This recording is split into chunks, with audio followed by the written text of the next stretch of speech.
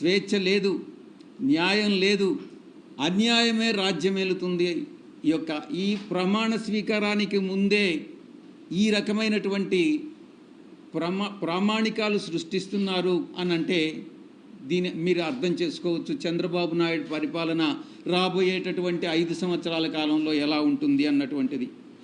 కనీసం ఫిర్యాదు చేస్తామన్నా కూడా దాడి చేయించుకొని దాడి జరిగిన తరువాత గాయాలకి గురై ఆ తరువాత కూడా ఫిర్యాదు చేస్తామనంటే అధికారులు భయపడుతున్నటువంటి పరిస్థితి ఫిర్యాదు తీసుకునేదానికి.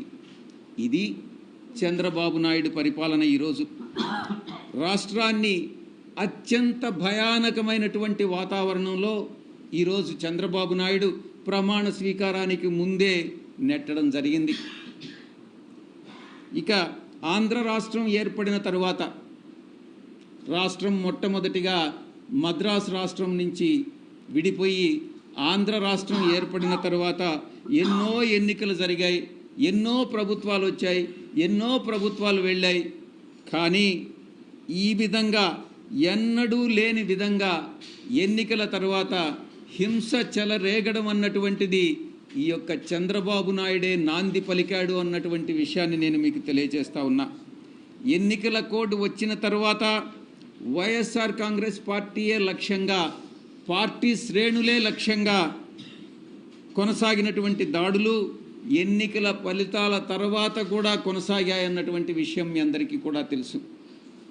వైఎస్ఆర్ కాంగ్రెస్ పార్టీ కార్యకర్తలని, వాళ్ళ ఆస్తులని, కుటుంబ సభ్యులని లక్ష్యంగా చేసుకుని టీడీపీ ముఠాలు, టీడీపీ గుండాలు ఈరోజు రాష్ట్రంలో స్వైర్య విహారం చేస్తూ ఉన్నాయన్నటువంటి విషయం మనం గమనించుకోవాలి. టీడీపీ ప్రభుత్వం అంటే గుండాగిరి అని చెప్పకనే చెప్పొచ్చు. టీడీపీ కార్యకర్తలా మీరు గుండాలా అని మేము ప్రశ్నిస్తూ ఉన్నాం. మీరు అడగొచ్చు, ప్రభుత్వం ఇంకా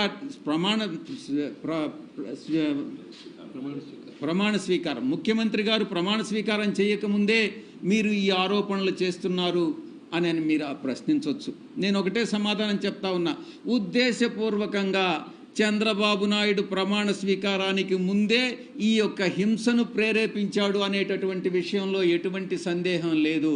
ప్రమాణ స్వీకారం చేసిన తరువాత ప్రభుత్వం బాధ్యత వహించాల్సి వస్తుందనని ప్రమాణ స్వీకారానికి ముందే వైఎస్ఆర్ కాంగ్రెస్ పార్టీ కార్యకర్తల మీద దాడులు జరపండి అనని ఆయనే స్వయంగా ఆదేశాలు ఇచ్చాడు అన్నటువంటి విషయం అంతర్గతంగా తెలుగుదేశం పార్టీ నాయకులు చర్చించుకుంటున్నటువంటి విషయం మీ దృష్టికి వచ్చే ఉంటుంది.